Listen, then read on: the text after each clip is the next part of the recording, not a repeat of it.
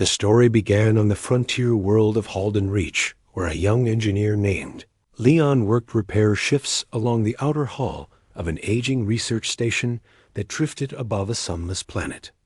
Leon lived a simple life defined by duty and a stubborn belief that even an ordinary human could shape the fate of distant stars. He never imagined that a single act of compassion would draw him into a conflict older than the station itself. One evening during an inspection patrol, Leon detected a faint signal leaking from a derelict escape pod rising slowly through the dark atmosphere below.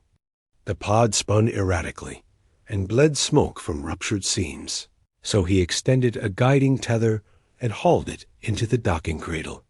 Inside he found a weakened alien princess whose silver skin shimmered faintly under the emergency lights. Her name was Lyra, and her pulse flickered like a fading lamp. She spoke in a quiet voice that trembled with exhaustion, and she told Leon that her people possessed a rare bond with bioenergetic fields. Their lifeblood contained crystalline strands that interacted with light in complex ways, but hers had been drained by an enemy faction seeking to cripple her lineage. Leon called the medical team, yet soon learned that the station lacked the specialized compounds needed to stabilize her. The only available option required a compatible donor of living blood that held an adaptable cellular matrix. Humans possessed such a matrix, though providing it carried risks that the staff refused to impose on anyone. Leon listened to the report and stepped forward with a calm certainty that surprised even him. He volunteered to give his blood, insisting that doing nothing felt worse than any danger. The transfusion chamber hummed softly, while Lyra lay motionless under a translucent canopy. Leon watched his crimson lifeline flow into the crystalline infusion channel, where it mingled with luminous threads still present in her veins. For a moment, he felt a strange warmth ripple through his arm, as if her body returned a silent greeting. The medical instruments showed stabilization and a slow rise in her vital signs.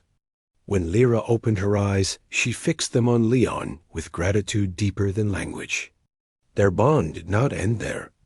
The infusion created a resonance between their bodies, an exchange of microscopic energies that neither laboratory nor scholar had ever recorded. Lyra could sense the emotions coursing lightly beneath Leon's calm surface, while Leon felt faint echoes of ancient memories carried within her luminous heritage. Word of this connection reached the council that governed the nearby systems. The council recognized potential benefits, yet feared unforeseen consequences. A human linked to royal alien biology could disturb delicate alliances or awaken old rivalries. Even so, the council summoned Leon and Lyra to testify about the nature of their connection. Leon spoke plainly and described his motives without embellishment. He said he acted because someone needed help, and he would expect the same kindness if their roles were reversed. His sincerity impressed many, though others doubted whether such a bond should exist at all. During this period, Lyra regained her strength and began exploring the station with Leon. She admired the simplicity of human tools and the resilience of their designs. Humans lacked the elegance of her people's technology, yet compensated with improvisation that fascinated her. Leon, in turn, learned about Lyra's culture, which honored harmony between matter and light, treating every decision as a chord in a cosmic melody. Lyra explained that the enemy faction that attacked her sought to control the throne by eliminating those who carried the strongest resonance within their crystalline bloodline. Leon realized then that helping her had placed him in the center of a political struggle. That realization arrived just in time, for an enemy vessel soon appeared at the edge of the system. It deployed stealth drones toward the research station. The station detected them too late to prepare effective defenses. The drones infiltrated maintenance conduits and attempted to disrupt life support. Lyra sensed the approaching threat through faint resonant disturbances in the walls, while Leon used his engineering expertise to track power fluctuations. Their shared connection allowed them to guide each other with uncanny precision. Leon crawled through narrow access tunnels, while Lyra transmitted sensory impressions through their bond, directing him toward each drone. Together, they disabled the infiltration attempt and prevented the station from falling into sabotage-induced chaos. The Council reacted with a mix of relief and anxiety. Observers noted that the combined abilities of a human and an alien royal created an unforeseen strategic asset. Some argued that such a union could strengthen peaceful alliances. Others feared that rival factions might seek similar bonds for darker purposes. Leon and Lyra met privately to consider their next move. Lyra stated that the enemy faction would not stop until her position was secure or her bloodline extinguished. She believed her survival might depend on sharing her resonance with an ally who could walk openly among human allies, while carrying the strength of both species. Leon hesitated not because he feared for himself, but because he worried about what such power could do to his identity. Lyra explained that the resonance did not erase individuality. Instead, it amplified the traits already present. She trusted Leon's steady moral compass and believed he would use the bond wisely. Leon agreed to deepen the connection through a controlled ceremony that combined human biotech with alien harmonic rituals. In a secluded chamber lit by soft blue radiance, Lyra placed her hand upon Leon's chest while technicians monitored the exchange. Energy surged gently between them as crystalline threads wove themselves through Leon's bloodstream. He felt his senses expand and register subtle waves of soundless vibration that traced the shapes of fields surrounding every object. When the ceremony ended, Leon could perceive the faint shimmer of Lyra's presence, even with his eyes closed. Their enhanced link proved essential when the enemy faction launched a full-scale assault on the station. Capital vessels emerged from warp tunnels and deployed boarding craft toward the outer ring. The station had modest armaments and stood little chance of surviving a direct battle. Leon advised the Council to evacuate personnel while preparing a controlled power surge that could cripple the boarding craft. Lyra supported this plan and used her resonant abilities to shield key systems from enemy interference.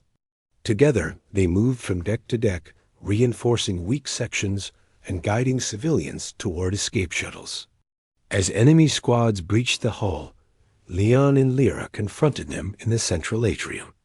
Lyra projected radiant waves that disrupted the attackers' vision, while Leon manipulated the station's lighting grid to blind their sensors. The combination confused the enemy long enough for security teams to drive them back. Leon realized then why humans across distant worlds cherished the idea that they could rise to any challenge. He felt no desire for glory, yet understood the quiet pride in proving that an ordinary person could protect extraordinary lives. The battle climaxed when the enemy flagship attempted to seize the station core. Leon activated the power surge and directed the energy pulse through conduits reinforced by Lyra's resonance. The resulting wave disabled the boarding craft and forced the flagship to retreat. In the aftermath, the surviving defenders gathered in the atrium where emergency lights cast long shadows across damaged walls. The Council praised Leon and Lyra for their bravery. The leadership of Lyra's kingdom arrived soon after aboard diplomatic cruisers shaped like flowing sculptures. They recognized Leon as an honored ally whose blood carried the imprint of royal resonance. Lyra requested permission to bring Leon to her homeworld to negotiate a lasting alliance between their peoples. The Council agreed, noting that the harmony forged in crisis could serve as a foundation for future cooperation. The journey to Lyra's world revealed wonders that humbled Leon. Cities suspended above. Crystalline lakes shimmered like living constellations. Towers hummed with melodic light. Citizens greeted Lyra warmly and regarded Leon with respectful curiosity. When the Royal Assembly convened, Lyra spoke openly about the attack on her life, the bravery of the humans, and the bond created by Leon's sacrifice. The Assembly debated long into the night, until finally recognizing the alliance as a rare, opportunity to unite two civilizations that had admired each other from afar, yet never found common ground. Leon's presence symbolized that unity, and his willingness to give his blood became a story retold among both peoples. Yet peace did not arrive without lingering threats. The defeated faction regrouped in shadowed systems and plotted new schemes. Leon and Lyra prepared for continuing challenges while dedicating themselves to nurturing the alliance. Their connection strengthened over time and allowed them to predict shifts in political currents and sense distant distortions in energy fields that hinted at approaching conflict.